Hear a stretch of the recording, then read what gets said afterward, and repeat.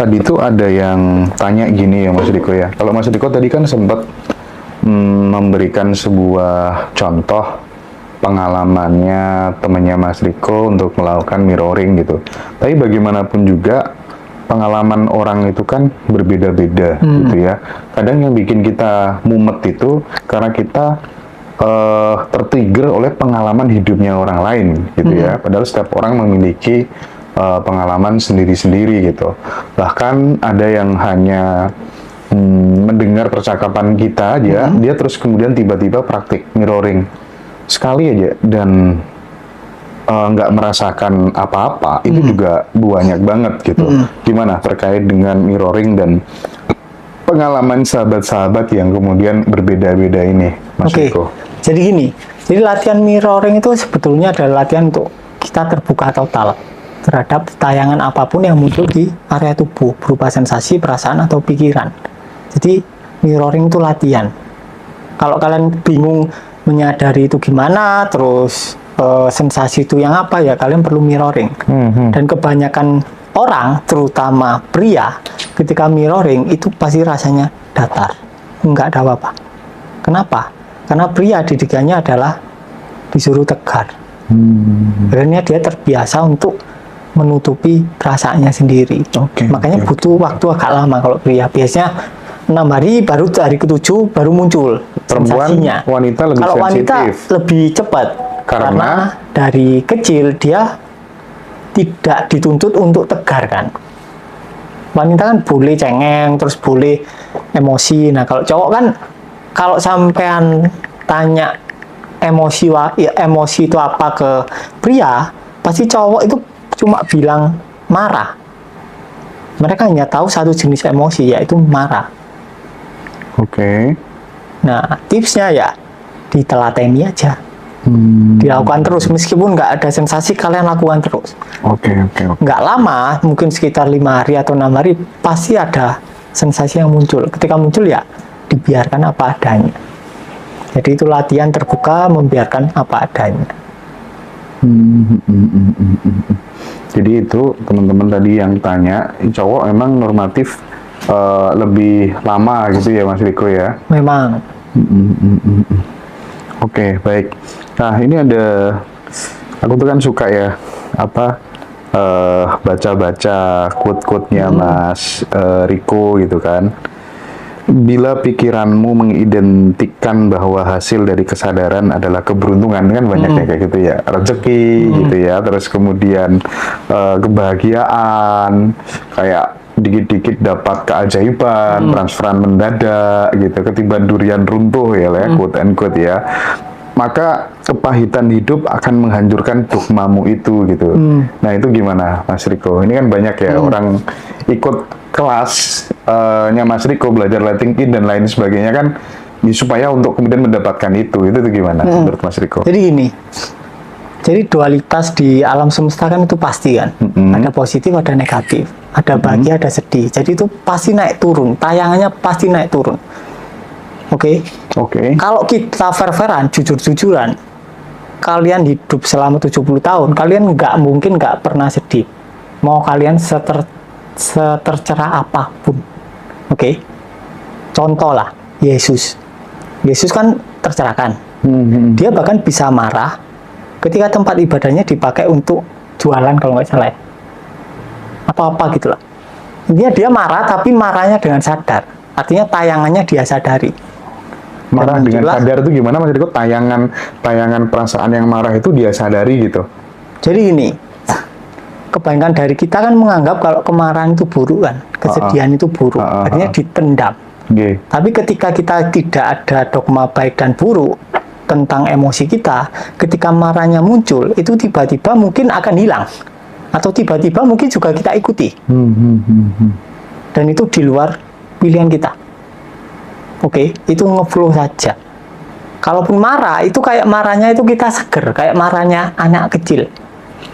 Kan beda kan? Kalau anak kecil marah sama orang gede marah kan nuansanya beda kan? Kayak ada sandiwaranya gitu loh. Nah itu. Jadi ya perlunya disadari itu. Jadi dualitas positif negatif itu memang akan terjadi. Karena kalau kalian hanya mengharapkan yang positif, kalian akan menderita. Karena yang negatif pasti akan menimpa kehidupan kalian. Makanya solusi paling gampang adalah memasrahkan atau melepaskan diri yang mengalami positif dan negatif. Makanya Gautama pun bilang, proses berjalan itu ada, tapi nggak ada yang berjalan. Sama, artinya pikiran itu ada, tapi tidak ada yang berpikir. Sama juga, kesedihan itu ada, tapi tidak ada yang bersedih. Kebahagiaan ada, tapi tidak ada yang berbahagia. Sesuatu menimpa, misal sesuatu yang membahagiakan atau peristiwa baik itu menimpa sesuatu, peristiwa baiknya itu ada, tapi nggak ada yang ditimpai. Artinya tidak ada yang mengalami baik dan buruk. Itu semua cuma tayangan di ruang kekosongan. Tayangan di jagat kekosongan, di ruang kekosongan. Pelan-pelan ya, teman-teman ya.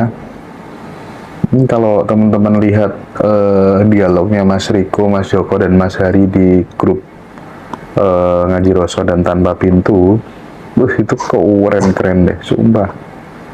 Jadi enaknya kalau aku tuh ya bikin kelas itu yang bener-bener sepenuh hati, itu salah satunya dengan Mas Riko sih.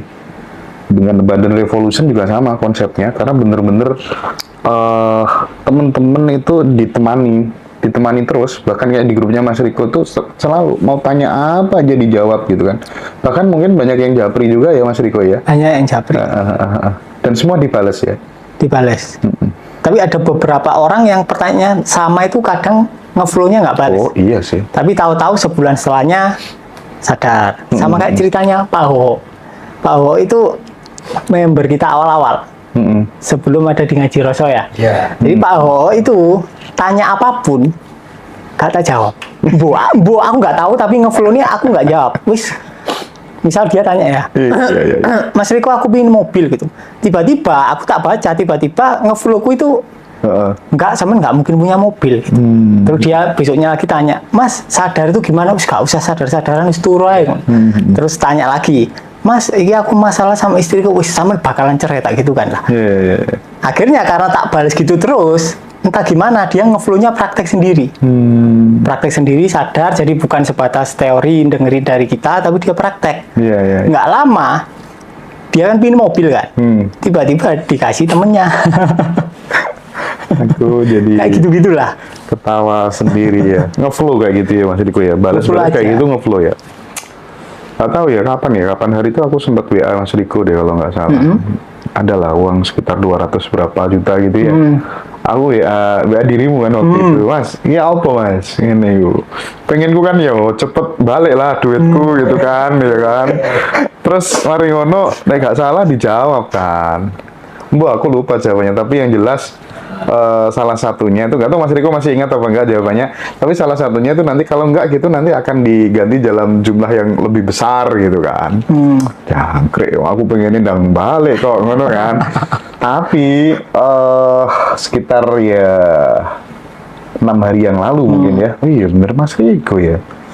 Kok iso yo dibalik no berlipat-lipat koyok ngene yo. Meskipun duitnya durung balik kan lo maksudnya ya. Iya kan, kayak gitu. Nggak harus balik. Nggak harus balik juga ya. Kan bisa lewat utara uangnya. Nggak harus lewat dia. Iya. Jadi ibaratnya itu kayak gini, Mas Hendra itu naik kereta privat, keretanya privat. Yang menghindari itu adalah. Lo ini nonton malah orang disaur nggak Mas? Nonton. Nggak dibayar ya mesti nonton mereka. Kalau sahur tak lapor polisi kan. Siapa tahu dia nonton langsung bayar. Siapa tahu ada.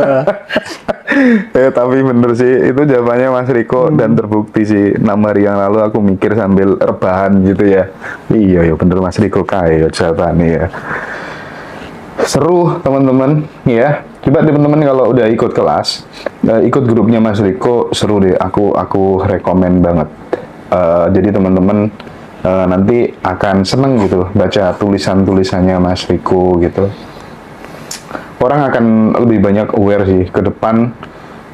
Aku termasuk orang yang memprediksi dan meyakini ke depan apa yang disampaikan Mas Riko itu akan jadi trending di mana-mana dan akan menjadi basic need-nya banyak manusia sih. Aku yakin banget. Jadi Ngaji Roso kolaborasi dengan Mas Riko dengan Tanpa Pintu tuh kayaknya udah tepat, momennya sangat tepat karena banyak orang akan butuh itu semuanya, teman-teman. Oke, aku lanjutkan lagi beberapa tulisan. Gini, sebelum aku lanjutin, ketika kemudian orang tuh dihadapkan pada sebuah peristiwa, Mas Riko, seperti yang ku alamin tadi mungkin ya, atau mungkin kondisinya aku balik deh, dikit-dikit selalu mikir gimana hutang belum bisa bayar, sementara dari gaji jelas nggak mungkin, nggak masuk akal lah, minim banget buat makan sehari-hari aja kadang kurang gitu kan. Yang banyak cerita ke aku kan gitu, Mas Riko.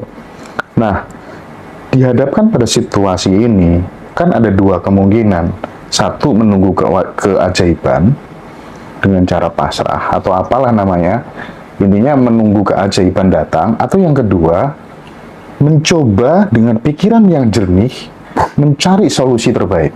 Gimana, Mas Riko? Oke, jadi gini, misal Mas Hendra naik kereta api, kereta apinya privat, cuma sampean sama masinis. Oke, sampean ada ID masing-masing. Oh, ini ID penumpang, ini ID masinis. Kemudian selang 1 jam sampean melewati pemandangan yang sampean nggak suka, pemandangan itu buruk, elek lah. Iya. Sampean lihat jembatan reot atau rumah kumuh dan sampean nggak suka. Terus sampean ingin mengendalikan keretanya. Oke. Terus sampean lempar masinisnya ke kursi penumpang, sampean ganti mengendalikan kereta. Poin pertama, sampean nggak tahu caranya mengendalikan kereta. Oke. Itu poin pertama. Poin kedua, ID card-nya Tutorial, Mas, kalau nggak tahu. iya kan? ID card-nya kan nggak cocok. Etikanya Nggak cocok kan? Iya, Disable kan? Akhirnya keretanya mandek. Itu yang dinamakan looping. Karena sampean berusaha mengendalikan situasi yang asalnya bukan dari sampean. Dapat. Oke. Jadi ya dibiarin lewat. Artinya dibiarin lewat ya, sampean nikmati apa yang sedang terjadi sekarang. Misalnya sampean diutangin orang nggak balik, ya udah dinikmatin. Setelah sampean keretanya maju, mungkin sampean dapat rezeki dari yang lain. Nggak ada yang tahu. Ada tayangan-tayangan yang Ada tayangan. baru gitu. Tapi kalau sampean berusaha mengendalikan, sampean pingin pokoknya harus apa? Dia harus melunasi nih, tak laporin polisi, sampean akhirnya looping di Iya. pemandangan itu, akhirnya terjadi terus. Akhirnya ya sampean ditipu lagi. Oh, no ya, Mas ya. Kena guru spiritual fake lagi, gitu ya. itu harus dinikmati juga, harus disadari terus Itu gitu ya, harus supaya nggak looping gitu ya. Ya dibiarin aja kan, Biarin aja, dinikmatin kan. Yang penting kan sensasinya kan, perasaannya kan disadar. Ya. Jadi ya aku ingetin ya teman-teman, aku tidak menutup kemungkinan bahwa dari sekian banyak ngaji Roso keliling itu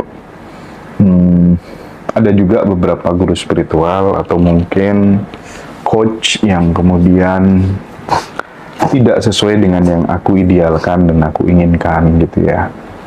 Jadi kadang ketika ada teman-teman banyak yang WA tanya itu jelas nggak dibalas itu udah tanda-tanda gitu. Makanya teman-teman kalau mau ikut kelas, mau ikut apa-apa, mending kontak kita dulu gitu.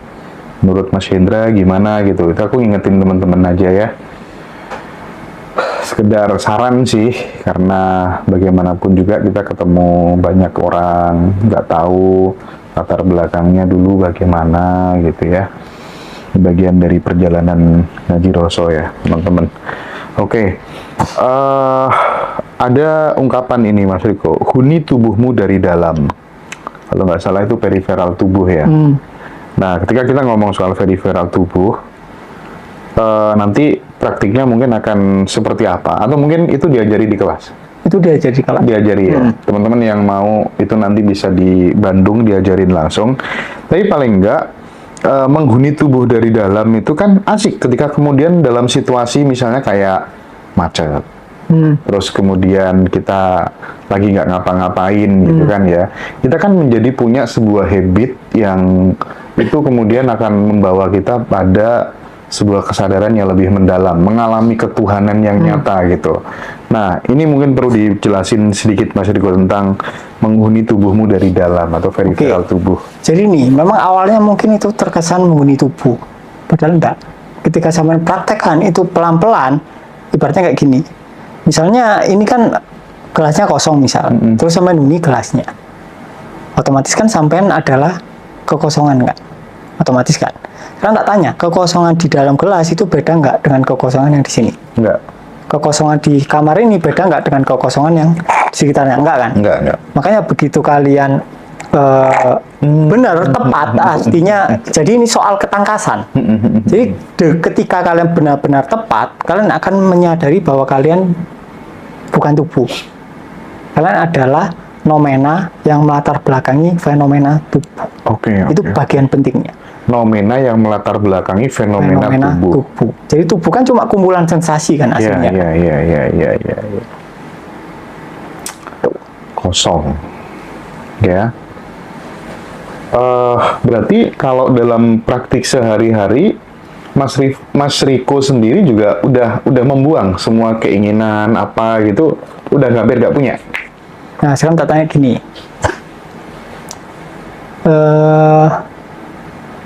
Mas Hendra lagi mikirin apa? Mikirin ini habis ini tanya apa ke Mas Riko gitu. Pikiran itu sampai niatkan muncul atau muncul sendiri? Muncul sendiri. Berarti sampai ada kendali nggak di situ? Enggak. Sampai lagi bikin apa wis? Oke. Dalam 1 tahun ini? Dalam 1 tahun ini. Pengen apa ya Mas aku ya? Bingung, pengen apa? Apa? Wah, Pengen rumah, pengen apa ya? koin. Koin. Enggak apa ya? Pokoknya pengen beli sesuatu gitu Beli misalnya sesuatu ya. ya. Nah, apakah sampean meniatkan keinginan itu muncul? Iya tak niatkan lah. Yang sampean yang meniatkan keinginan itu muncul. Iya, tadi mikir kok pengen apa gitu kan. Iya kan? Misal sampean pingin mobil. Apakah sampean yang meniatkan keinginan pingin mobil itu muncul? Iya. Kita ke belakang lagi. Oke. Apakah sampean yang berniat memunculkan niat untuk memunculkan keinginan punya mobil? Enggak. Enggak kan? Enggak. Artinya, keinginan itu dari mana? Free will nggak ada dong berarti ya? Ya, aslinya nggak ada. Nggak ada free will ya? Kalau kita benar-benar sudah mengalami kesadaran, aslinya nggak ada. Free will nggak ada ya? Nggak ada. Karena dirinya nggak ada. Terus yang punya free will siapa? Iya, bener juga ya. Iya yo Mas yo. Free will kau no aslinya yo. Nggak ada kan? Diri aja Karena nggak dirinya nggak ada ada. gitu ya. Karena apapun yang sampai lakukan dari sampai kecil sampai dewasa itu kayak udah arahan. Termasuk reaksi kita. Kayak itu kan gitu ya. otomatis kan aslinya Iya, kan. iya. Nah itu. Jadi semuanya ya memang adalah gerakan dari ketuhanan. Sampean nggak bisa ngeklaim apapun. Contoh lah, sampean apa namanya, ada ide buat ngaji rasa. Itu munculnya sampai niatkan nggak? Enggak kan? Enggak. Munculnya nggak niatkan, terus sampai ngikutin ide itu juga nggak sampai niatkan, tiba-tiba sampai ngikutin kan, dan meledak. Tak tanya jujur, sampai bisa ngeklaim nggak itu gara-gara Hendra? Enggak kan? Ya memang terjadi. Iya. Ya pokoknya itu, gitu kan? Iya, Nah kayak gitu. Kalau kita memang benar-benar jujur, kita nggak bisa ngeklaim apapun di kehidupan kita. Nggak bisa apa-apa ya. Karena bahkan kita nggak ada. Kita pun nggak ada aslinya gitu. Makanya di semua agama kan pasti tiada daya upaya selain daya ketuhanan kan. Aslinya itu. Nah, tapi kalau misalnya kesadaran ini atau pemahaman ini, terus kemudian kita edukasikan misalnya kepada orang yang hidupnya dia males-malesan, sementara dia berada pada kondisi yang serba kekurangan. Apakah kemudian relate, Mas, untuk kemajuan hidupnya gitu? Nah, sekarang tak tanya, kalau di dunia ini nggak ada orang males, orang rajin ada nggak? Nggak ada kontrasnya. Iya kan? Kalau misal di dunia ini nggak ada orang miskin, orang kaya ada nggak? Nggak ada. Nggak ada kontrasnya. Sama nggak bisa bilang dia kaya, karena orang miskin nggak ada. Misal di dunia ini nggak ada orang buruk, saya bisa ngomong, oh orang ini baik, nggak bisa, nggak ada kontrasnya. Jadi kontras itu adalah sandiwara ketuhanan. Karena dengan kontras dunia jadi ada. Berarti ya udah biarin miskin, biarin males gitu aja Biarin. dong. Nggak ada masalah di Nggak situ. perlu ada menteri, nggak perlu Nggak ada ada masalah. presiden gitu ya sebenarnya ya. Apanya? Buat apa? Sebuah Jadi gini. negara gitu misalnya. Jadi negara itu kan aslinya kan wilayahnya cuma di peta. Oke. Contoh lah, Singapura sama Malaysia. Jelas, batas-batasnya jelas di peta. Iya, iya. Sampai ke sana ada batasnya di tanahnya. Nggak ada. Nggak ada. Kalau untuk membantu keperluan struktural, fungsionalitas untuk memudahkan pengelolaan mungkin bisa. Tapi karena tayangannya egonya muncul ya, akhirnya ya jadi perang, kompetisi kan. Yes, tayangan. Oke, Itu aku Pak, pengen nggak geser ada gini masalah. sebentar, Mas. Ini pertanyaannya Mas Putu Arta. Mas Putu Arta itu penontonnya Ngaji Rosa dari Bali, sering nonton Mas Riko juga. Dia berada pada satu titik ketika kemudian dia menginginkan sesuatu. Dia percaya utuh, terus kemudian ya dia selalu berbicara positif bahwa itu pasti akan terjadi, gitu ya. Dan kenyataannya berulang kali itu sering terjadi, gitu. Nah, terus dia mau nyoba nerapin yang dengan tekniknya Mas Riko, yang flowing, yang kemudian melepas semuanya, percaya penuh kepada semesta dan seterusnya. Dia itu belum berani, nanti jangan-jangan malah nggak terjadi. Nah, kalau case-nya seperti itu, dengan dia membuat set goal gitu ya, membuat impian itu terjadi, tapi dengan nanti ketika kemudian dia justru melepas semua keinginan, malah sebaliknya. Nah, kalau kondisinya teman-teman sedang di fase itu, menurut Mas Riko apa yang dilakukan? Ini terkait dengan manifestasi. Oke, jadi gini. Jadi bedakan antara keinginan dengan kehendak. Oke, kalau keinginan itu pasti sumbernya dari kekurangan. Sama ada kekurangan sehingga yang muncul keinginan. Iya. Karena sama merasa miskin atau merasa nggak pede, akhirnya sama ingin percaya diri, ya kan? Ingin kan? Ingin artinya sampean merasa kurang di dalam. Tapi mungkin Pak Putu Arta dia merasa udah kaya. Karena dia merasa udah kaya, dia kehendaknya kaya. Makanya yang kaya makin kaya, yang Ya, itu miskin jangan-jangan makin udah miskin. berbasis kesadaran gitu di posisi itu, Bisa jangan-jangan jadi. udah berbasis Jadi kesadaran. semuanya ya. kan adalah kesadaran. Iya. Jadi nggak iya. perlu dipilah-pilah. Oh ya wes, oke. Terus biarin aja. Simple ya, enak ya teman-teman. Oh semuanya pada keren banget gitu ya. Yang pengen praktik langsung nanti kita ketemu di Bandung ya teman-teman ya. Ya simple banget di Mas Riko, sangat simple banget. Gak usah ngotot, gak usah ngoyo ya Mas Riko ya. Gak usah kemerungsung, gak usah melawan sesuatu gitu ya. Wong kita di dalam rel kereta tadi gitu ya. Betul. Sama masinisnya, percaya aja sama masinis gitu ya. Karena intinya nih, karena ketika kita melawan perasaan kita sendiri, kita terlibat sama perasaan, kita nggak mungkin sadar. Jadi kesadaran itu sebetulnya adalah efek pintu belakang dari kalian nggak terlibat dengan perasaan kalian, atau kalian menerima. Ketika kalian menerima, kalian nggak terlibat kan, kalian biarin kan, akhirnya kalian mundur Iya, secara otomatis. Itu cara halusnya.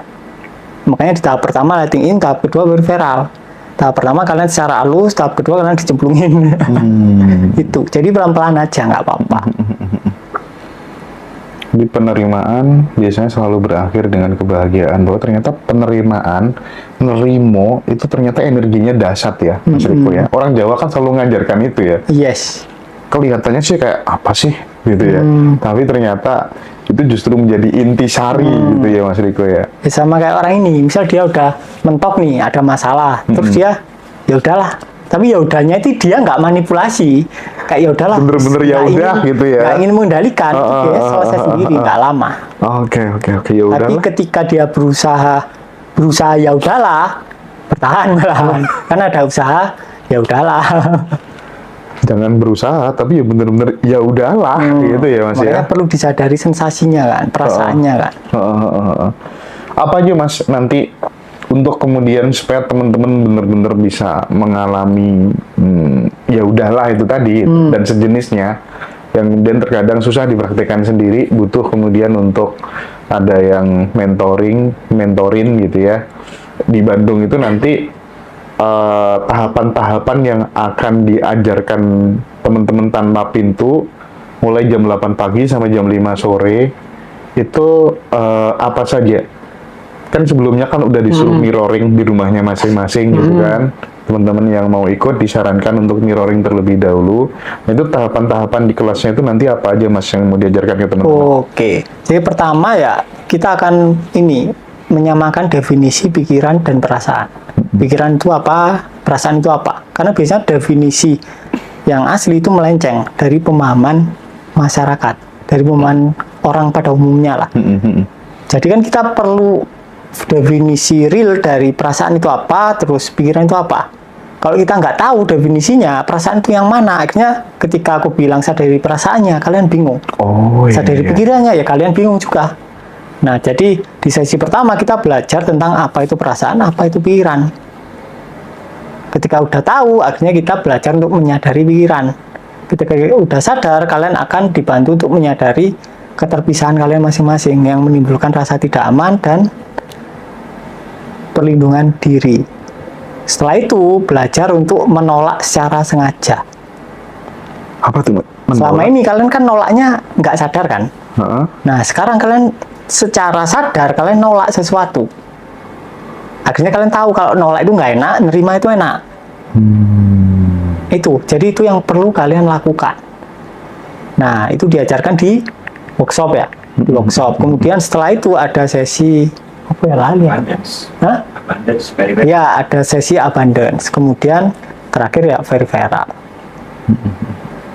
Jadi teman-teman nanti bisa praktik langsung.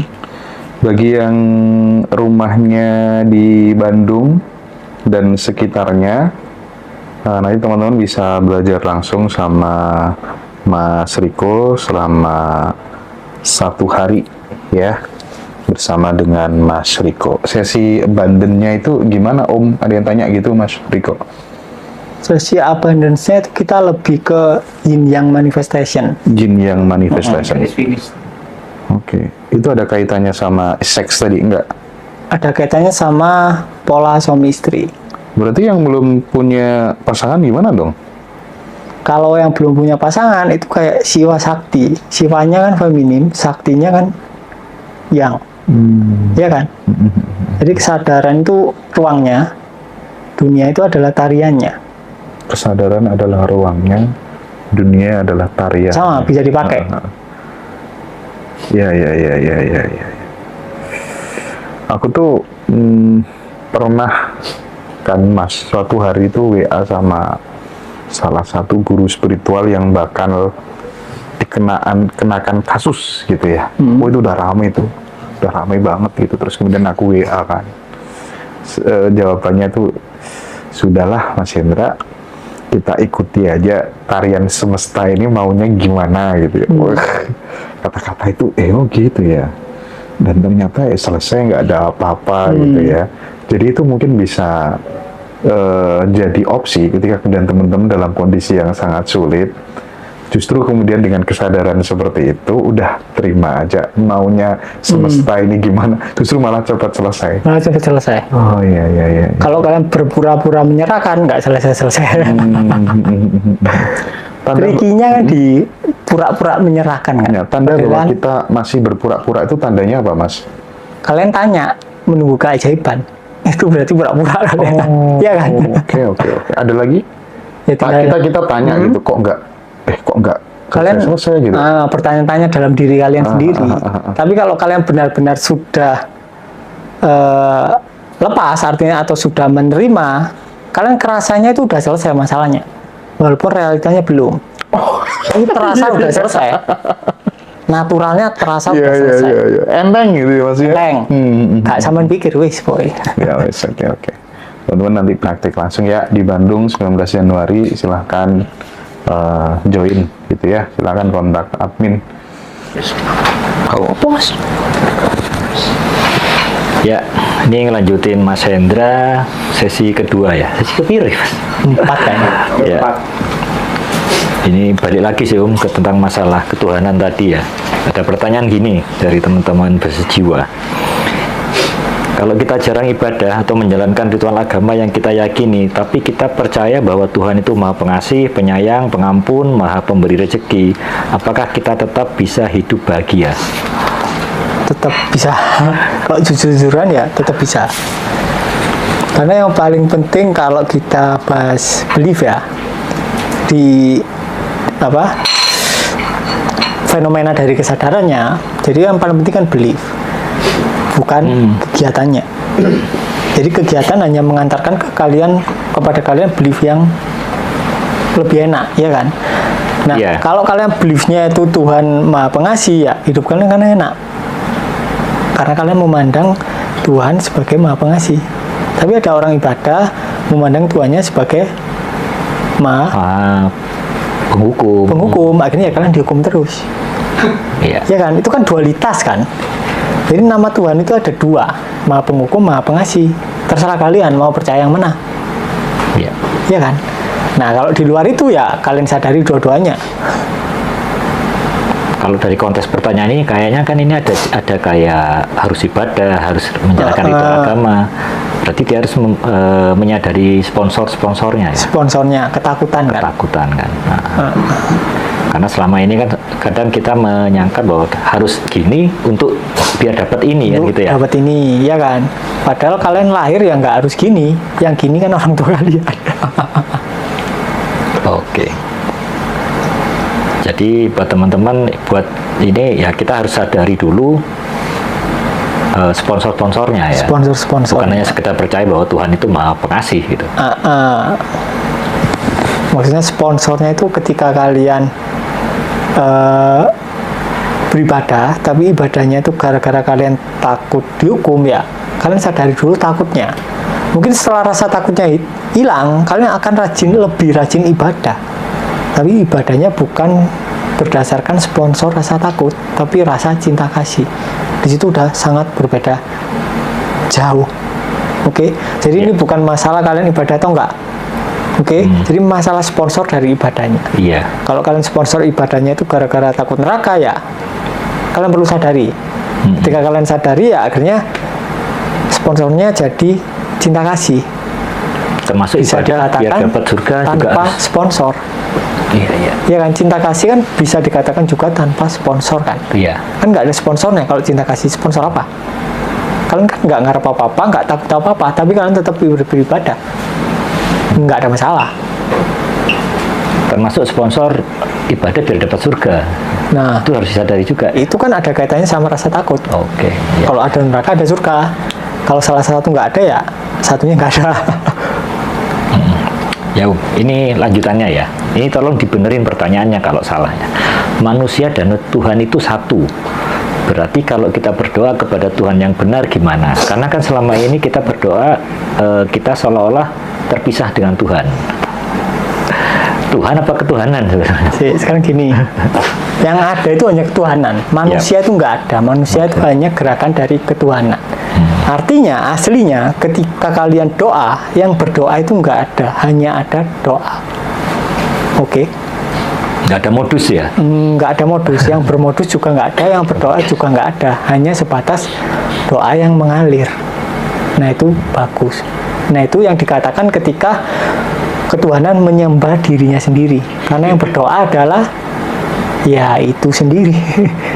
Ketuhanan yang menyembah dirinya sendiri. Iya kan? Di ranah makrifat kan Iya. itu kan, Iya, ketuhanan iya. menyembah dirinya sendiri. Itu bukan manusia yang nyembah, tapi ketuhanan. Makanya nggak ada yang dari kita pun yang bisa mengklaim. Iya. Terus gimana dengan orang yang jahat misalnya? Nah, itu ketuhanan juga atau posisinya gimana? Ya ketuhanan. Ketuhanan. Ya nggak bisa dipisah. Meskipun pikiranku ingin bisa ya, aslinya nggak bisa dipisah. Mau dipisah gimana? Karena manusia berusaha memisah, akhirnya muncullah setan. Oh, yang jahat ini asalnya dari setan. Ya akhirnya malah ruwet. Akhirnya dunia menjadi keseriusan karena ada setan. Tapi ketika yang adanya Tuhan, bahkan setan adalah gerakan dari Tuhan, maka semuanya menjadi lelucon. Iya kan? Tapi kalau kalian pasangkan setara Tuhan sama setan, yang baik dari Tuhan, yang jelek dari setan, itu kan kalian pasangkan setara kan? Iya. Setan Ya atau Tuhan, otomatis di bawah-bawah secara duniawi akhirnya terjadi kompetisi juga. Karena di atas kalian pasangkan untuk kompetisi. Walaupun secara strata mungkin kalian letakkan setan di bawah, di bawahnya Tuhan, tapi enggak. Karena kalian mengira bahwa yang buruk sumbernya dari setan ya, berarti kan sama. Iya, dualitasnya kan itu ya. Dualitasnya sama, Tuhan setan. Tuhan setan. Nah, ketika setan ini kalian sadari dan ternyata nggak ada, ya tunggal ketuhanan.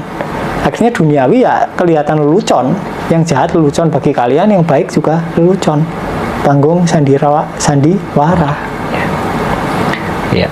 Nah, kalau dihubungkan sama letting in yang sering Om Riko bilang itu kan sebenarnya ketika kita melihat orang itu jahat atau orang koruptor gitu, itu kan kita sadari diri kita sendiri. Ya, jadi kita tidak menjudge orang lain. Iya. Disadari. Karena ketika kita pakai kacamata merah ya semuanya terlihat merah. Oke, kita lanjut lagi ini Om. Apa manfaatnya kita sadar di sini saat ini? Nggak ada manfaatnya. Udah nggak usah. Beneran ini teman-teman, nggak ada manfaat. Nggak ada manfaatnya, udah nggak usah. Jadi yang perlu kalian sadari adalah diri yang mencari manfaat. Selama ada diri, nggak mungkin kalian menyadari di sini saat ini. Trikinya di situ. Iya, karena kalau kita bilang ada manfaatnya, tambah tersesat ya. Tambah tersesat. Jadi bedakan antara di sini saat ini dengan berusaha di sini saat ini. Ketika kalian berusaha di sini saat ini, maka ada dirinya. Tapi kalau benar-benar di sini saat ini, dirinya nggak ada. Iya. Nah itu, rancunya kan di situ kan. Di situ ya. Yang kalian akhirnya butuh temen ngingetin kan. Nah itu. Apa sih Om yang paling membuat mungkin dari lingkungan, dari kecil, ketika kenapa kok sampai sekarang, sampai dewasa kita tuh selalu terbiasa sebab akibat. Ada cari manfaat, cari tujuan, gitu. Sebenarnya dogma apa atau pola pendidikan apa yang membuat kita itu terjebak selalu ke target, selalu ke tujuan, keinginan kayak gitu. Karena ketika kecil semua bayi merasa orang tuanya nggak tulus. Oh, padahal itu tidak terucap ya? Nggak terucap. Memang nggak terucap. Tapi secara bawah sadar kalian merasa seperti itu. Gitu ya? Kalian hanya mendapatkan cinta ketika bla bla bla bla. Iya kan? Iya. Itu aslinya dogma pertama yang tertanam secara tanpa sadar. Dan itu kebawa. Pasti kebawa. Itu pola yang hampir semua orang kejadian. Iya. Akhirnya ketika dewasa ya akhirnya sebab akibat. Biar aku gini, aku harus gini. Aku harus biar dicintai orang, aku harus gini.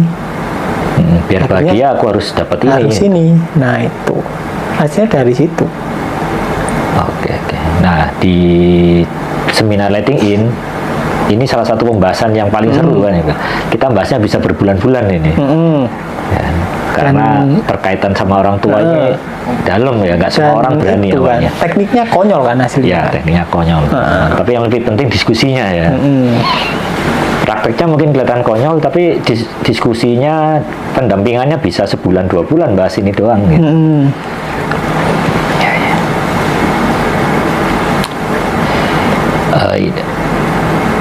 Bentar Om, tak pilih lagi pertanyaan yang lain.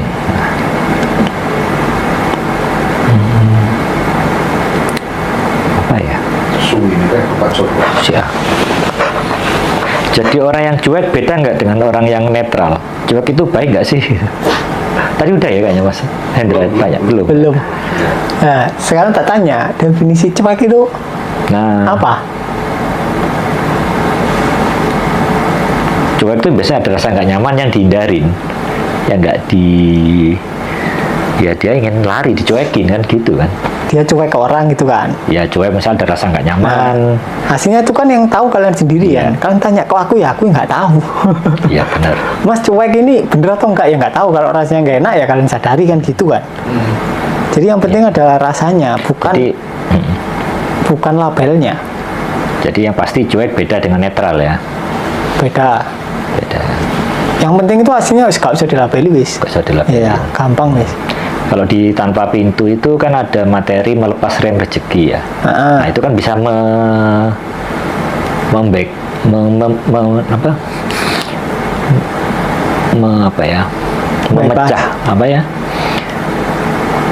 membuat kita tahu sebenarnya apa sih rasa-rasa itu, sponsornya apa gitu ya. Rasa-rasanya itu apa aja. Nah, di breakdown rasa-rasanya ya. Itu penting banget loh teman-teman. Penting itu. Cuman kadang butuh keberanian memang. Karena biasanya ada sensasi yang ke arah kanan, sensasi lain ke arah kiri, akhirnya tarik-tarian. Tari-tarian ya. Jadi terus terakhir ini ya, kita udah berapa menit ini? Lama biar dilanjutkan Mas Johan. Kenapa mayoritas manusia lupa bahwa diri sejatinya sudah berkelimpahan? Ya karena waktu kecil ada beberapa kejadian fenomena yang membuat dia yakin kalau dia kekurangan. Kalau dari kecil dia nggak ada kejadian yang membuat kepalanya berkonklusi kalau aku kurang sesuatu, ya sampai sekarang dia kaya. Makanya yang kaya semakin kaya, yang miskin semakin miskin. Betul itu. Kaya makin kaya.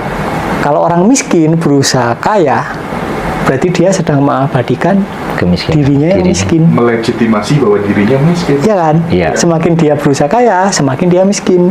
Karena dia sedang membenarkan bahwa dia miskin. Iya. Makanya backfire kan di situ kan. Bayar.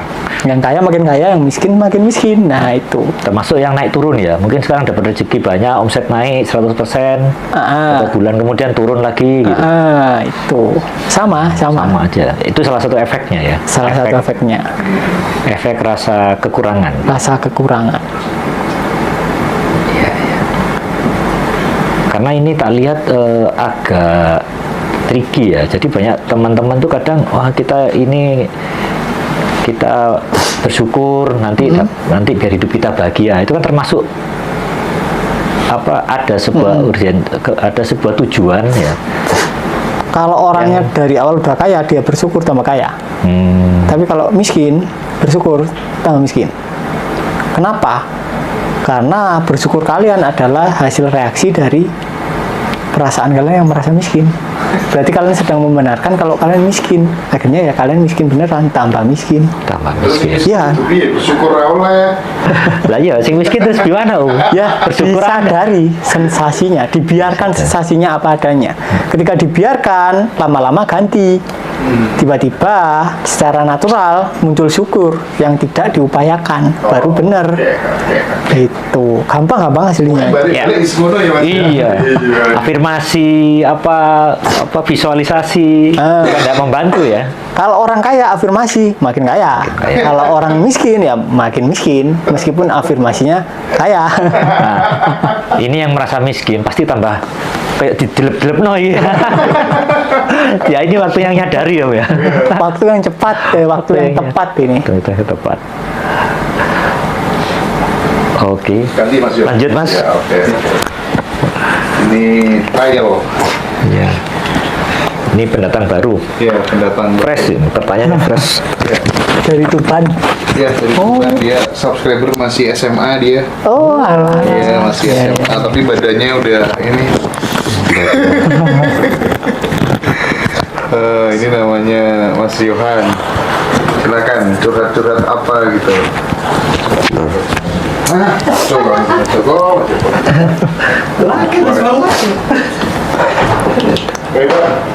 Ya. Baik Mas Riko. Halo. Sebelum saya mulai di pertanyaan saya sendiri, ini ada pertanyaan dari subscriber Ngaji Roso juga. Bagaimana cara letting go terhadap ibu kandung yang negatif terus? Jadi ini orangnya satu rumah sama ibu kandungnya, tapi sikap ibunya tuh nggak suka sama dia. Di matanya dia selalu salah di mata ibunya.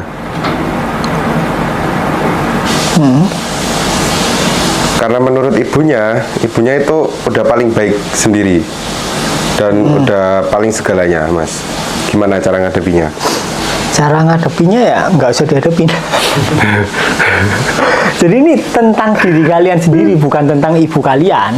Jadi ketika kalian merasa nggak nyaman sama tingkah laku ibu kalian, bukan kalian malah berusaha merubah ibu kalian, tapi sadari rasa tidak nyaman kalian. Entah nanti tayangan ibunya berubah ataupun nggak berubah, kalian tetap bahagia. Ya kan? Mending gitu kan? Daripada kalian berusaha merubah, nanti ibunya berubah, tapi kalian tetap nggak bahagia. Tapi biasanya ketika kalian sadari rasa nggak nyaman, ibunya tiba-tiba berubah. Kebanyakan gitu. Mungkin, oke? Mungkin, maybe. Jadi kata-kata yang paling jujur itu adalah mungkin, karena tidak ada yang pasti. Jadi maybe, mungkin kalian akan kaya, mungkin enggak, mungkin kalian akan miskin, mungkin enggak ada yang tahu. Mungkin kalian akan cerai atau mungkin enggak, mungkin kalian akan menikah atau mungkin enggak, ya kan? Iya. Jadi mungkin ini mengandung kata yang sangat powerful menurutku. Karena apa? Ketika kalian mungkin, kalian cuma main-main. Main-main. Ya kan? Mungkin kan? Kalian nggak kepikiran wis kalau mungkin. Iya. Tapi kalau sampai dibilang gini, Mas, nanti kamu umur 25 pasti mati, kepikiran kamu sudah. Kalau aku cuma bilang, Mas, kamu kayaknya umur 25 mungkin mati. Kayak lalu doang kan? Iya. Tapi biasanya yang gitu mati bener.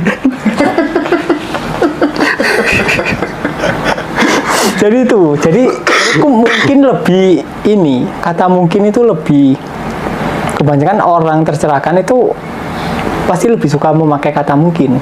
Contohnya Mahavira, dia menjawab kalimat pertanyaan apapun pasti dijawab mungkin. Sepertinya ya mungkin, ya karena nggak ada yang tahu Nggak ada yang kedepannya tahu. gimana. Belum pasti. Jadi yang pasti adalah disadari perasaannya sekarang apa, ya itu disadari. Kalau nanti ibunya atau berubah atau enggak ya nggak ada yang tahu. Yang penting kalian bahagia terlepas dari ibunya berubah ataupun tidak. Langsung kita lanjut pertanyaan selanjutnya yang ini saya rasa ada sedikit terpaut dengan pertanyaan saya juga. Bagaimana melepas kemelekatan, Mas? Apakah ada teknik atau tools yang bisa dipraktekkan? Sekarang tertanya, yang melekat siapa? Kita melekat kepada orang yang kita sayang. Kita yang mana?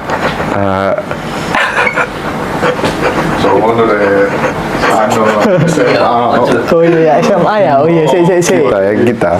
Jadi ini, melekat itu apa sih aslinya? Nggak, sampean pahamnya melekat itu apa? Kayak Kandil. Buat apa? Melekat itu apa?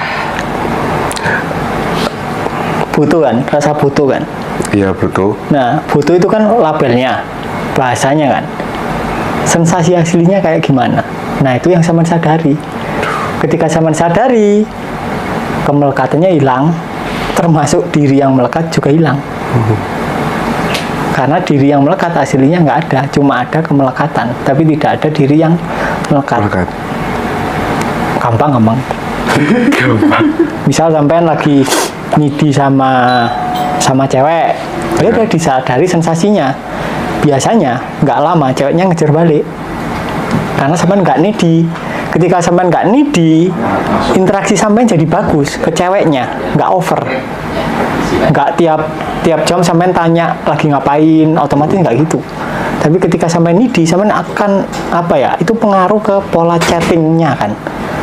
Termasuk pengaruh ke pola PDKT, ke pola pendekatan dan lain-lain. Tapi ketika kalian sadari rasa butuhnya, kemudian kalian mulai mencintai diri sendiri, otomatis kalian nggak butuh orang lain, pola komunikasi kalian akan ganti sendiri. Di situ cewek banyak yang tertarik. Iya kan? Sebenarnya kan soal cewek kan hasilnya kan. Tanya langsung. Tips bagus nih buat yang masih jomblo. Tips yang masih jomblo. Ya ini tips bagus yang buat jomblo masnya. Mantap itu. Ini ada pertanyaan lagi, Mas. Dari subscribe dengan Jiroso juga pernah dengar DNA manusia itu sudah berlimpah. Bagaimana cara mengembangkannya? Terima kasih. Ya disadari yang diri yang ingin mengembangkan, karena itu akan berkembang sendiri, bukan dalam kendali kalian, ya kan? Kalian kan nggak bisa ngendaliin detak jantung kan? Oke, kalau kalian bisa ngendaliin detak jantung, Ya. terus kinerja peristaltik usus, lambung, baru dah kalian ngomongin mengendalikan DNA. Berarti berkembang sendiri. Berkembang sendiri, disadari rasa kekurangannya. Gampang itu. Gampang. Mas, perbedaan antara pelarian dan perayaan. Pelarian sama perayaan. Ya. Kalau orang lari ya nggak bisa merayakan, kan dia lari. Jadi kalau orang merayakan pasti dia tidak sedang lari. Oke, jadi yang dirayakan itu bisa berbagai hal. Kesedihan bisa dirayakan, kebahagiaan bisa dirayakan. Tapi orang yang menolak kesedihan, dia tidak bisa merayakan kesedihan. Otomatis dia juga tidak bisa merayakan kebahagiaan.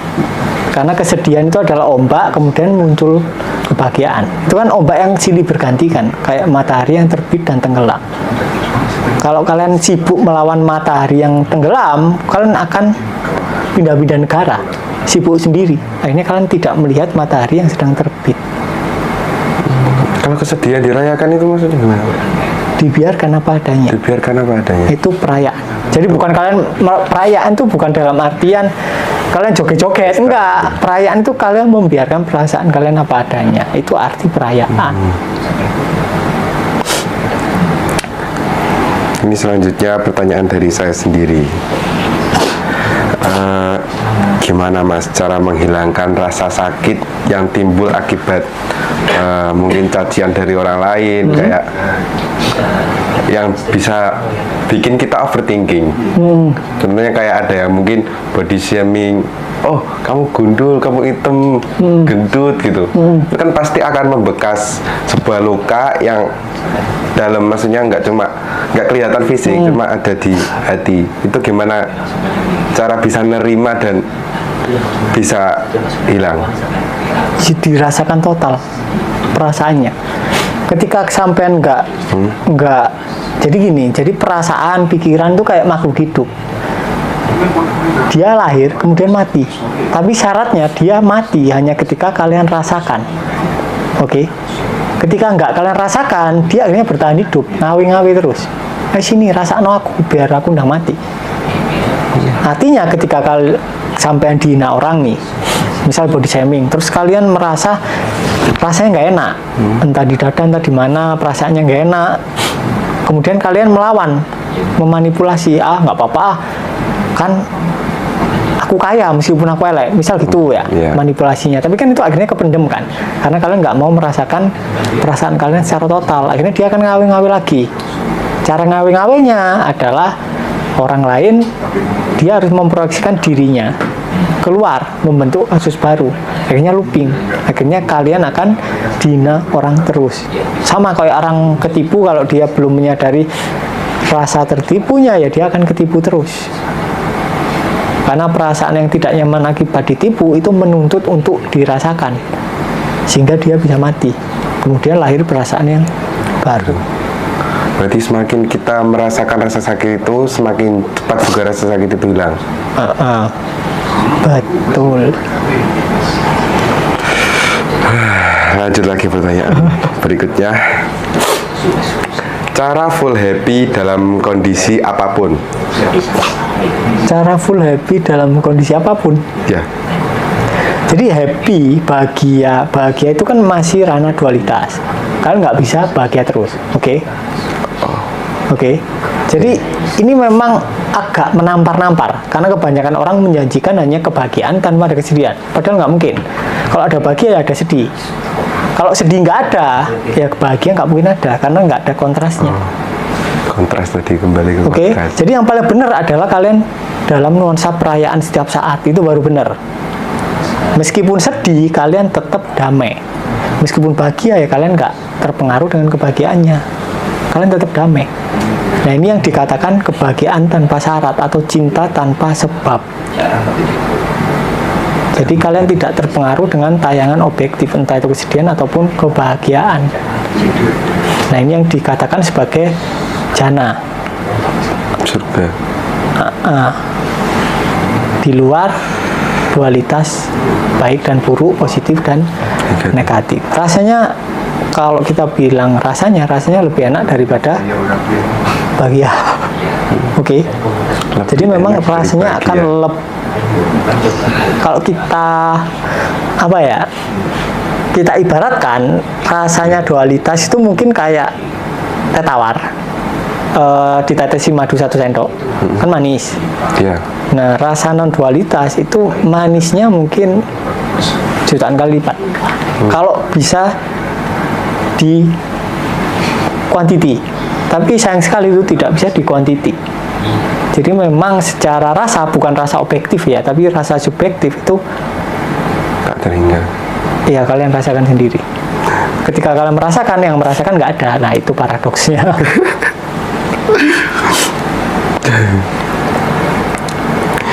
Ini ada pertanyaan lagi Mas dari subscriber Ngaji Rasul. Bagaimana cara mudah menggapai keberlimpahan biar berkah dunia dan akhirat? Cara paling mudah menggapai keberlimpahan agar bahagia dunia dan akhirat. berkah Oke. dunia akhirat. Oke, kita breakdown dulu pertanyaannya. Bagaimana cara paling mudah? Kemungkinan besar orangnya sedang di posisi apatis, ya kan? Dia merasa tidak berdaya. Makanya pertanyaannya adalah bagaimana cara paling mudah? Biasanya gitu, biasanya lo ya, biasanya. Maybe. Ya kan? Iya. Jelasnya kita nggak tahu, orangnya doang yang tahu kan. Jadi ya solusinya ya sadari rasa kekurangannya, sama yang tadi dibilang Om Joko. Kalau di Tanpa Pintu mungkin ada nge-breakdown rem rezeki. Nah, kalau mau langsung ya disadari aja perasaan kurangnya. Jadi yang paling penting di situ. Disadari yang ingin hasil cepat. Sensasi kan itu aslinya.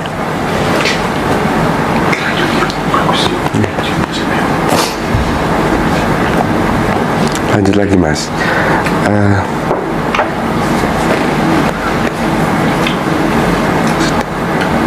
Bentar. Ada istilah anak dan istri pesan paling presisi. Itu maksudnya gimana? Anak dan istri pesan paling presisi. Nah, itu Ya, kata-katanya pesan Bapak paling Joko presisi. itu. Jadi istri dan anak itu adalah pesan paling presisi. Ya. Karena kalian banyak bergaulnya itu pasti dengan istri dan anak. Iya kan? Makanya cara paling efektif semesta untuk mengingatkan kalian adalah lewat anak dan istri kalian. Kalau kalian ada pendaman kebencian, istri kalian dan anak kalian akan bertingkah untuk memicu kebencian kalian keluar ke permukaan untuk disadari. Kalau kalian menyimpan kemarahan, ya istri kalian akan buat gara-gara. Jadi istri kalian bertingkah seperti itu karena kalian ada kemarahan. Kalau nggak ada, ya nggak ada yang dirangsang, nggak ada pesannya, ya istri kalian berubah sendiri. Itu. Jadi ini tentang diri kalian masing-masing. Bukan tentang orang lain.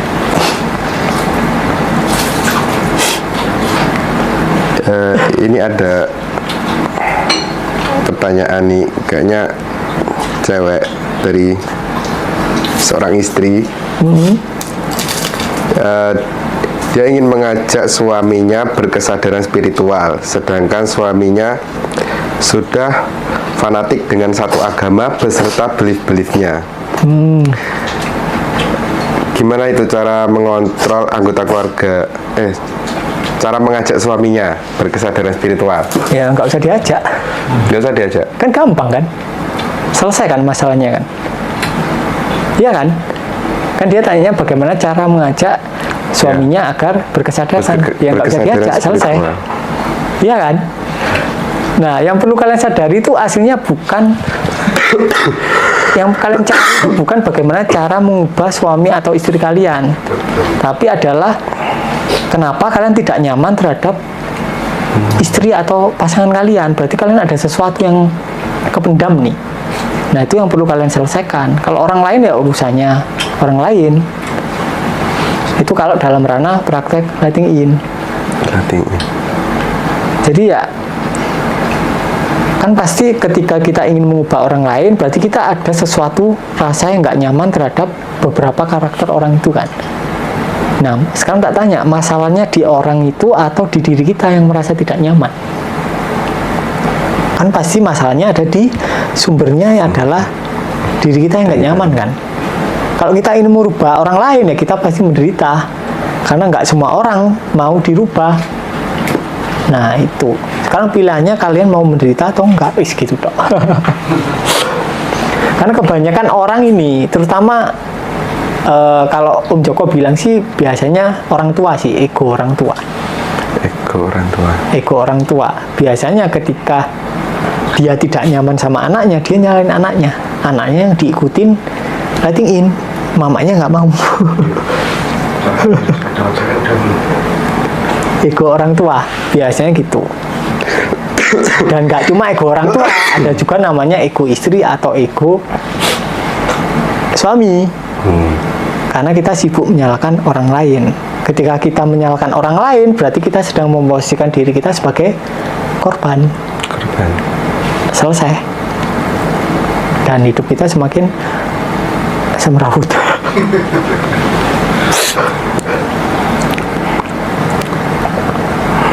Ayo. Tanpa jeda dong. Cewek nah, Tanpa jeda. Cewek cantik. Biar nggak jomblo seumur hidup. Ayo, Pak. Iya Mas. Buat ini mewakili kaum jomblo Mas. Iya, lanjut. Gimana cara biar cepat dapat pasangan? Oke. Pertanyaan gini. Iya. Pertanyaan ini aneh. Gimana caranya biar cepat mendapatkan Dapat pasangan. pasangan? Berarti kan sampean butuh kan?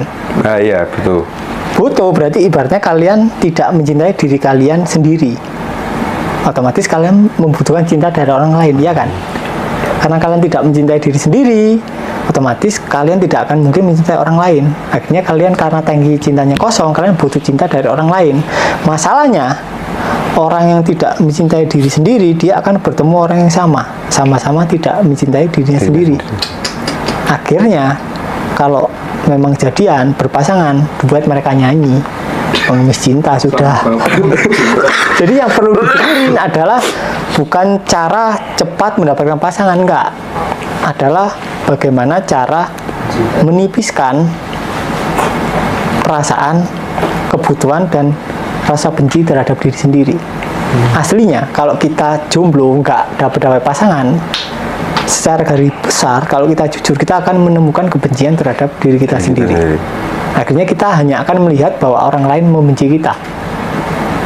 Tapi ketika rasa itu sudah ditemukan, terus disadari hilang, terus muncul cinta, mereka paling nggak lama lah, mungkin sebulan, mungkin seminggu, mungkin 2 hari, atau mungkin besoknya tiba-tiba ada orang yang deketin kita, walaupun kita cowok. Oke? Mungkin tiba-tiba ada orang yang nembak. Dan tipsnya, kalau kalian berpasangan sama orang, khususnya kalian cowok, kalian jangan pernah nembak cewek. Karena dengan kalian nembak, kalian ngasih pilihan, kalian mau nggak sama aku? Langsung ya. Itu triknya ya. Tapi kalian harus bener dulu self love-nya. Kalau kalian mau triknya, ya triknya itu. Kalian jangan pernah nembak cewek, karena ketika kalian nembak, cewek bisa milih. Tapi nek cewek punya banyak pilihan. Akhirnya deketin. Nah, caranya ketika kita bahas tembakan dulu lah. Ketika kalian nembak, dia punya pilihan buat nembak, buat iya atau enggak. Biasanya cewek di situ bimbang. Ketika kalian tanya mau enggak, itu bimbang. Kalau kalian itu rasanya belum terlalu dekat, dia biasanya nolak. Tapi kalau kalian enggak nembak, tapi kalian telah terlebih dahulu bertingkah sebagai pasangannya, mau nggak mau, dia termanipulasi sebagai pasangan kalian, bahkan tanpa kalian nembak. Jadi yang penting itu, jadi bagaimana kalian memposisikan diri kalian.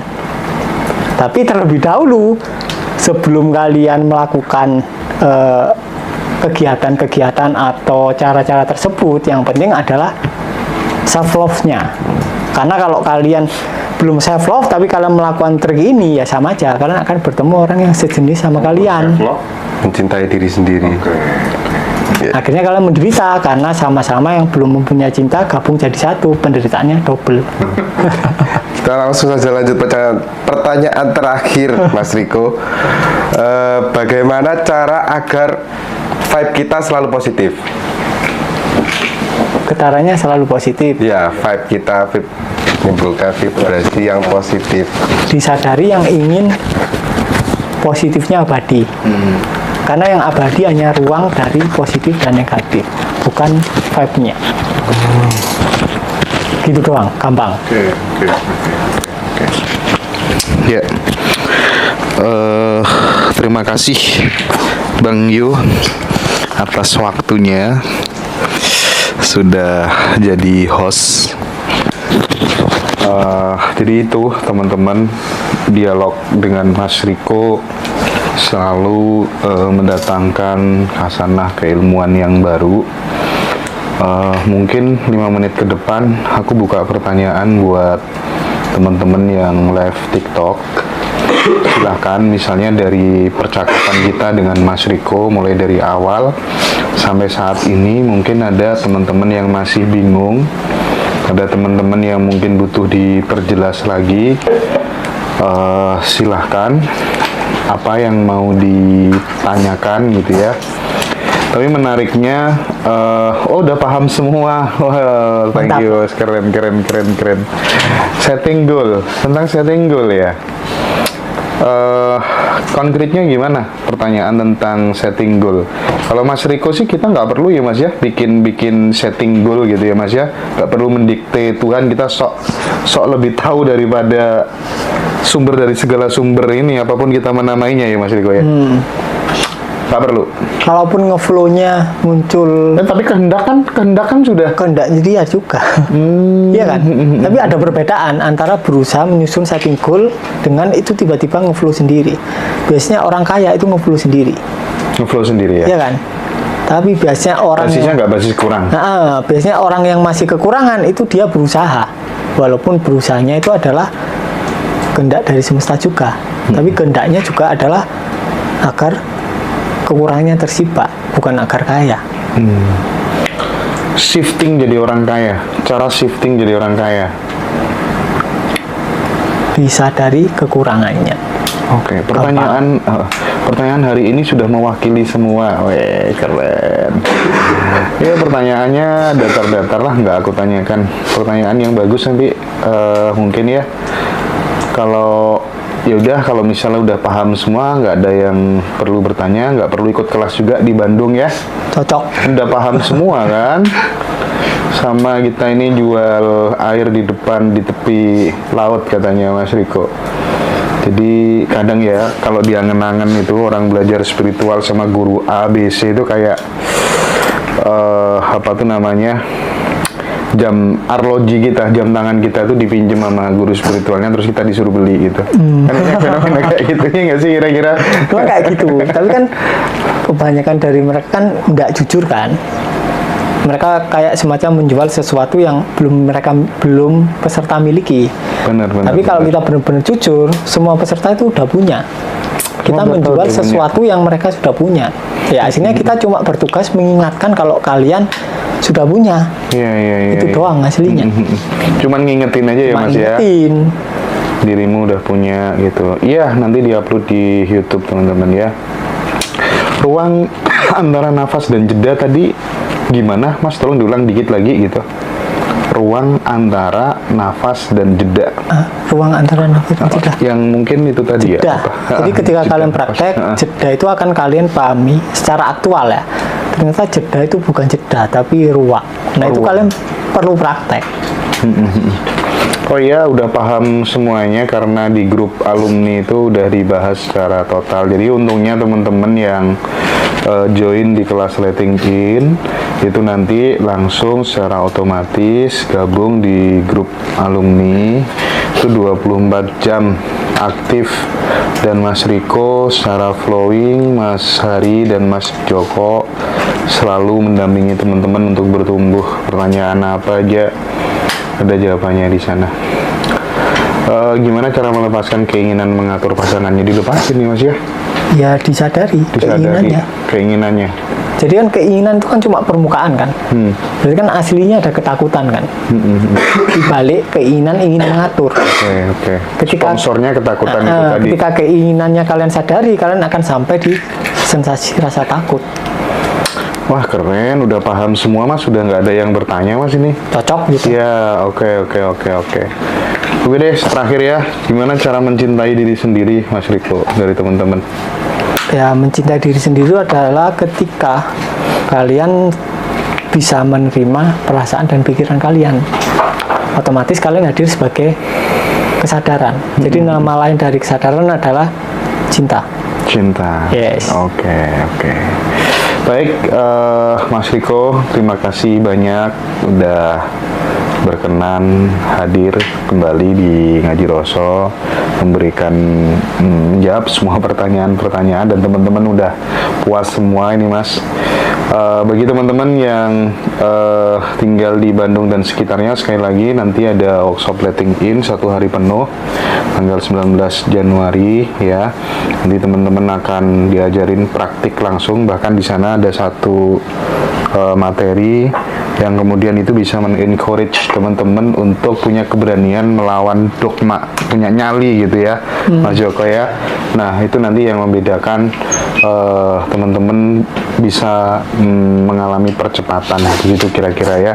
Jadi ketemu di Bandung ya tanggal 19 Januari. Sekali lagi terima kasih banyak untuk Mas Riko, dan mungkin di minggu-minggu depan aku bakal ngonten khusus sama Mas Riko gitu ya. Mungkin saya akan tampil in frame gitu ya. Mantap. Mantap. Di Janji channel tuh. kita yang baru. Juga bicara tuh. Iya. Enggak lah. Aku yang wawancara tapi in frame nanti sama Mas Riko. Kita bikin channel baru namanya Ngaji Roso eksklusif gitu ya. Oke. Mantap. Baik, terima kasih banyak ya teman-teman semuanya yang sudah hadir. Mas Riko sehat selalu. Sama-sama. Makasih Mas. Sehat selalu.